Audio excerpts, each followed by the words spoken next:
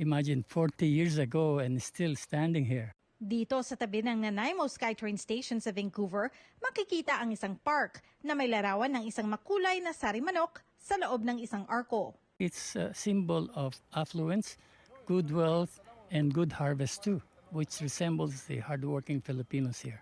Ito ang Filipino Plaza at isa si Bert Morelos sa mga architect sa likod nito. Si Morelos, isa sa mga miyembro ng 1985 Filipino Plaza Committee na nagsumite ng proposal sa BC Parkway Society para makapagtayo ng Filipino theme park sa ilalim ng SkyTrain para sa Expo 86 sa Vancouver. They said they are planning to put a linear park along the corridor of the TransLink from Vancouver up to Surrey, would say. And they're looking for ethnic groups who could put up their own park or plaza.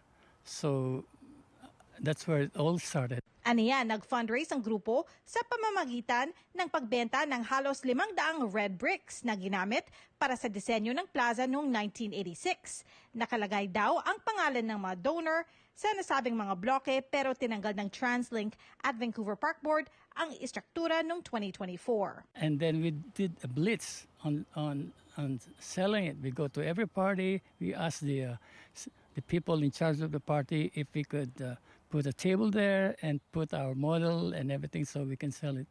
And they fully accepted it. So we were happy to raise some money.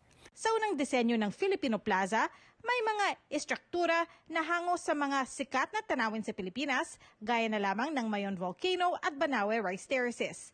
Gayunpaman, di raw ito natuloy dahil masyadong mahirap ang maintenance. 40 taon man ang nakalipas ang Filipino Plaza, bukas pa rin sa lahat. For other people who will just use it for picnic, I don't think you need permit. You just hold your picnic, clean up, and you're done. So I think we should make use of the Filipino Plaza. You can even have meetings there.